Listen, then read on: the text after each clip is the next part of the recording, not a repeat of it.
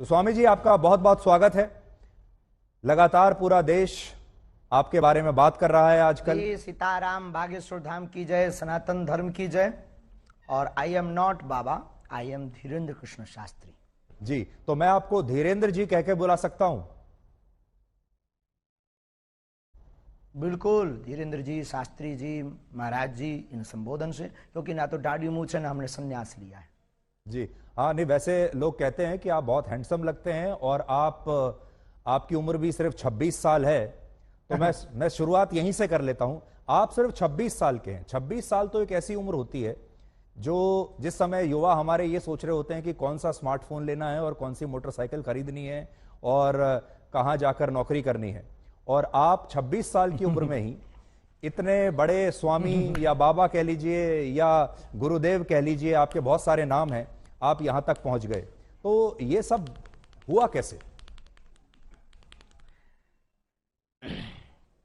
हमारे बागेश्वर धाम की परंपरा में पीढ़ी दर पीढ़ी दरबार लग रहा। पूज्यपाद दादा गुरु जी भी लगाते थे और दादाजी के पहले भी एक संत थे, वो भी लगाते थे। तीसरी पीढ़ी में हम सेवा कर रहे हैं, तो बचपन से ही सनातन का जुनून है। तो सनातन की बात और सनातन की सेवा कर रहे हैं और अपने इष्ट और सनातन संस्कृति, साधु संतों की तपस्या का प्रचार कर रहे हैं। बस यही हमारी एक छोटी कहानी है। वाइट ही वाइट है, ब्लैक है ही नहीं कुछ। लेकिन लोग अब आपकी कहानी में लगातार ब्लैक ढूंढ रहे हैं। मैंने सुना आपने कहा कि मैं और कोई स्पष्टीकरण अब नहीं देना चाहता इसके बारे में। आपको लगातार जो चुनौतियां मिल रही हैं, लेकिन देश आपसे ये जानना चाहता है कि इसमें कितनी उसका आज हमने नेशनल चैनल के सामने लगभग 20 से 25 चैनलों के कैमरा लगे होंगे। 4 लाख लोग थे। हमने चुनौती दी थी। चुनौती देने वालों को कहा था कि रायपुर हमारी जगह नहीं, छत्तीसगढ़ है, दरबार 20 और 21 को लगना है, किराया हमसे ले लो, जिन जिन को दिक्कत है आकर के देखो। हम कोई दावा नहीं करते, हम कोई ईश्वर नहीं है। अभी हम साधारण इंसान है। गद्दी पर बैठेंगे, जो गुरु प्रेरणा लगेगी हम वो बता देते हैं और बालाजी की कृपा और संतों की तपस्या के प्रभाव से वो बात सत्य निकलती है। और सत्य को कितनी भी कसौटी पर कसा जाए, कितने न्यूज चैनलों ने एक्सपोज नहीं किया, कितने लोगों ने नहीं किया, आज तक बाल टेढ़ा कर पाए, क्योंकि हनुमान जी की कृपा और हनुमान जी के नाम का प्रचार है जी। आप धीरेन्द्र जी, आप खुद को गुरुदेव कहते हैं, स्वामी जी भी कहते हैं, धर्मगुरु, संत। तो आपका परिचय क्या है? आप हैं कौन?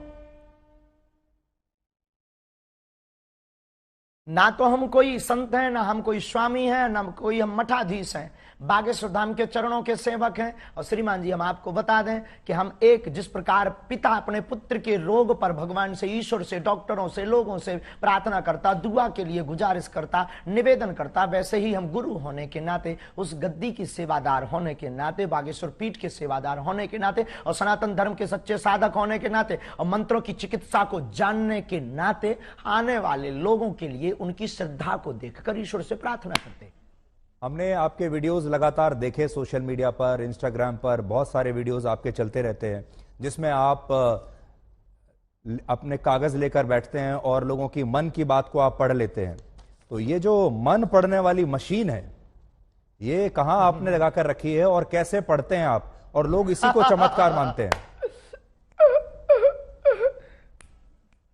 देखो भाई, ये भारत देश है, इसमें ऋषि मुनियों की परंपराएं विविध रही और भारत इसीलिए तो विश्व गुरु रहा। यहाँ खूब खोज की फाइयान यात्री जैसे विदेशी लोग आए, पर भारत को विश्व गुरु उन्होंने इसीलिए तो माना सबने, क्योंकि भारत में वैदिक परंपरा अति प्राचीन परंपरा है, ऋषियों की परंपरा है।